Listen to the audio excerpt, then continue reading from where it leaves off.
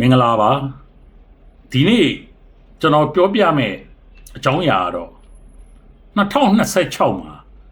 လူကြိုက်များနိုင်တဲ့စေနာဝန်ထမ်းလုပ်ငန်းတွေအကြောင်းဖြစ်ပါတယ်2026ခုနှစ်မှာကမ္ဘာနိုင်ငံတွေရဲ့အခြေအနေတွေ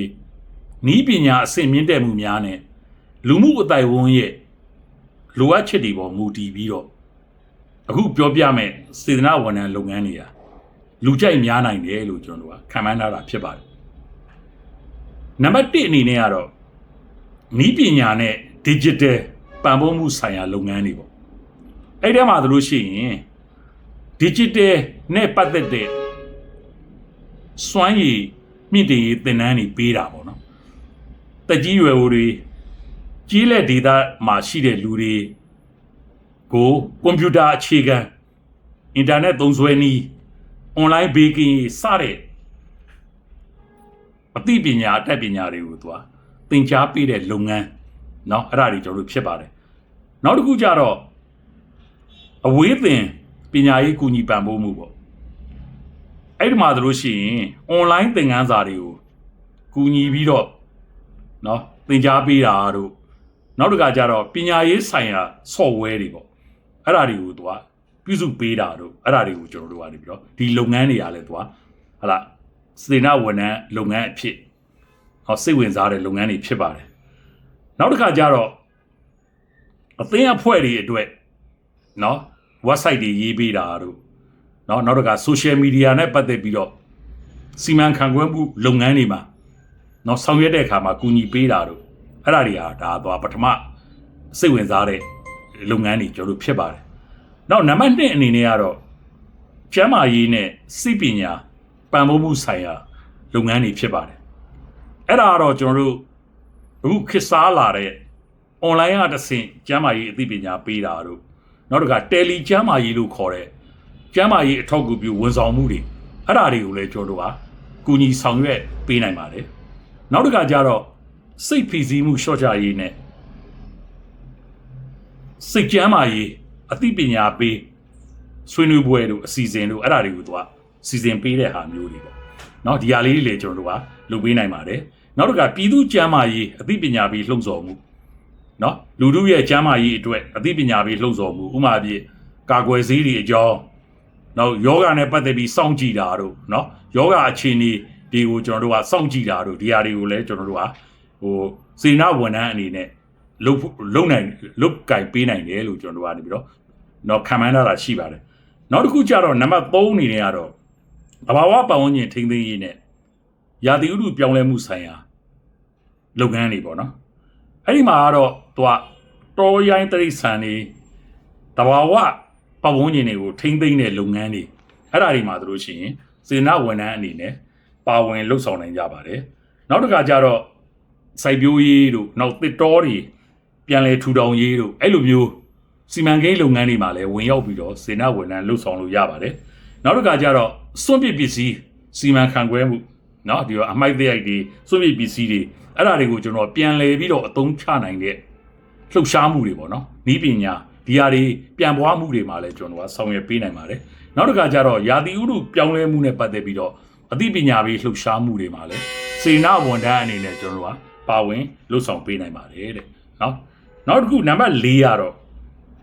အရေးပေါ်သဘာဝဘေးအန္တရာယ်ကာကွယ်ရေးနဲ့လူသားချင်းစာနာထောက်ထားမှုလုပ်ငန်းတွေပေါ့အဲ့တော့သဘာဝဘေးအန္တရာယ်တွေကြုံတဲ့အခါမှာရေကြီးတာတို့ဟလားမုန်တိုင်းတို့ငလျင်လှုပ်တာတို့เนาะအဲ့လိုဟာတွေမှာဆိုအရေးပေါ်တုံ့ပြန်ရေးပြန်လဲထူထောင်ရေးဒီလုပ်ငန်းတွေမှာလည်းသူကစေနာဝန်ထမ်းအနေနဲ့သူကလှုပ်ဆောင်နိုင်ပါတယ်နောက်တစ်ခုကျတော့ရွှေပြောင်းအလုပ်သမားတွေဒုက္ခရောက်သူတွေကိုသူကအရေးအခြေခံဝန်ဆောင်မှုပေါ့เนาะကျွန်တော်တို့ကဟလာဘေးကြောက်เนาะရွှေပြောင်းသွားလာနေရတဲ့เนาะဒီဟာပေါ့ဘေးဒုက္ခရောက်နေတဲ့လူတွေကိုကျွန်တော်တို့ကစားနပ်ရိက္ခာတို့နေရာချထားပေးတာတို့เนาะကျန်းမာရေးဆောင်ရွက်ပေးတာတို့ဒီလုပ်ငန်းတွေကိုလည်းကျွန်တော်တို့ပါတယ်ပြီးတော့ဟလာကူညီလှုပ်ဆောင်ပေးလို့ရတယ်နောက်တစ်ခါကျတော့စားနပ်ရိက္ခာဖူလုံရေးအတွက်လုပ်ငန်းတွေပေါ့เนาะစားနပ်ရိက္ခာဖူလုံရေးအတွက်ကျွန်တော်တို့ကဟလာဒီစိုက်ပျိုးရေးတို့နောက်ပြီးတော့ဟလာဒီဟလာထုတ်ကုန်တွေเนาะ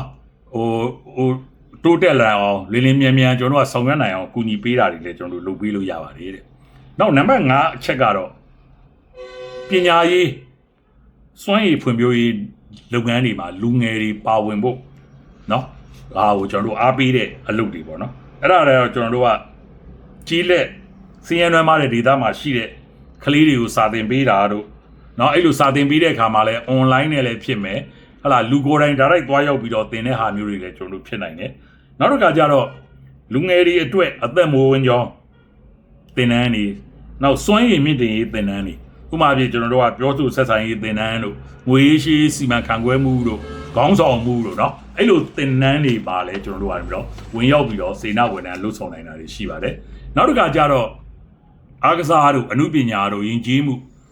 အဲ့လိုအစီအစဉ်တွေမှာလဲကျွန်တော်တို့ကူညီပေးနိုင်တာတွေရှိပါတယ်နောက်နံပါတ်6ကတော့လူမှုဖူလုံရေးနဲ့လူအဖွဲ့အစည်းအတွင်းထောက်ပံ့မှုလုပ်ငန်းတွေနောက်သူကအဲ့ဒါကတော့ဘာတွေလဲဆိုတော့ကျွန်တော်တို့တကြီးရွယ်ကိုဖိုးဖွားတွေမတန်ဆွမ်းသူတွေချို့တဲ့သူတွေရဲ့နေ့စဉ်လိုအပ်ချက်တွေကိုကျွန်တော်တို့ကထောက်ပံ့ကူညီပေးတဲ့เนาะအစီအစဉ်တွေဖြစ်ပါတယ်เนาะအဲ့ဒီမှာလဲကျွန်တော်တို့ကဝင်ရောက်ပြီးတော့ကျွန်တော်စေနာဝန်ထမ်းလုပ်ကြလို့ရပါတယ်နောက်တစ်ခုကအကြမ်းဖက်ခံရသူတွေအထူးသဖြင့်အမျိုးသမီးတွေကလေးသူငယ်တွေအတွက်အကူအညီပေးတာเนาะဒီဟာတွေမှာလဲကျွန်တော်တို့ကူညီလှုပ်ဆောင်ပေးလို့ရတယ်နောက်တစ်ခါကျတော့လူမှုအတိုင်းအဝန်တွေဒီရဲ့ဖွဲ့စည်းမှုတွေလှုပ်ရှားမှုတွေအဲ့လိုအစီအစဉ်တွေမှာလဲကိုကနေပြီးတော့စေနာဝန်ထမ်းကူညီဆောင်ရွက်ပေးလို့ရပါတယ်အဲ့တော့မြန်မာနိုင်ငံမှာအနေနဲ့ကတော့ဒီဟလာဟို2026ခုနှစ်မှာစေနာဝန်ထမ်းဆောင်ရွက်နိုင်တာနဲ့ပတ်သက်ပြီးတော့လုပ်ငန်းတွေနဲ့ပတ်သက်ပြီးတော့ပြောပြမယ်တို့ရှင်တစ်ကတော့တော့ပညာရေးပံ့ပိုးမှုပေါ့နော်အခြေခံပညာရေးပံ့ပိုးမှုအဲ့မှာတော့ကျွန်တော်တို့ကျောင်းတက်ဖို့ခက်ခဲနေတဲ့ကလေးတွေကိုကျွန်တော်တို့ကပညာသင်ပေးတာတို့နော်နောက်ပြီးနောက်တစ်ခါပညာရေးနောက်ကျနေတဲ့သူတွေကိုနော်ဖြည့်ဆည်းပြီးသင်ကြားပေးတာတို့အဲ့လိုမျိုးပညာရေးဆိုင်ရာလုပ်ငန်းတွေပေါ့နော်အဲ့ဒါစာသင်ပေးတာမှာ online နဲ့လည်းဖြစ်မယ်လူကိုယ်တိုင်လည်းဖြစ်မယ်နောက်တစ်ခါကျတော့စာနယ်ကဖူလုံရေးနဲ့အခြေခံလူမှုဝန်ဆောင်မှုလုပ်ငန်းတွေပေါ့စင်ရနွမ်းမားတဲ့မိသားစုတွေကိုအစားအသောက်တွေအဝတ်ထည်တွေကျန်းမာရေးဝန်ဆောင်မှုတွေလက်လှမ်းမီရရှိအောင်နော်ဆောင်ရွက်ပေးတဲ့လုပ်ငန်းတွေမှာလည်းကျွန်တော်တို့ကလုပ်ငန်းတွေလည်းကျွန်တော်တို့ကလှုပ်ဆောင်လို့ရပါတယ်နောက်တစ်ခါကျတော့စိတ်တိုင်းအားပြန်လဲကုစားရေးနော်အထူးသဖြင့်ပြိပက္ခတက်ရောက်တဲ့ဒေသတွေမှာရှိတဲ့လူထုတွေကလေးသူငယ်တွေနော်အဲ့ဒါတွေအတွက်ကျွန်တော်တို့ကစိတ်ပိုင်းဆိုင်ရာနော်ပံ့ပိုးမှုတွေပေးတဲ့လုပ်ငန်းတွေမှာလည်းကျွန်တော်တို့ကကူညီလှုပ်ဆောင်လို့ရပါတယ်တဲ့နောက်တစ်ခါကျတော့ကြီးလက်ဒေသဖွံ့ဖြိုးရေးပေါ့နော်စိုက်ပျိုးရေးအဲ့လိုကြီးလက်ဒေသဖွံ့ဖြိုးရေးလုပ်ငန်းတွေဖြစ်တဲ့ဒီစိုက်ပျိုးရေးနည်းပညာဖြန့်ဝေတာတို့နောက်တစ်ခါတော့ကြီးလက်တွေမှာကျွန်တော်တို့အသင်းအဖွဲ့တွေအားကောင်းလာအောင်ပေါ့နော်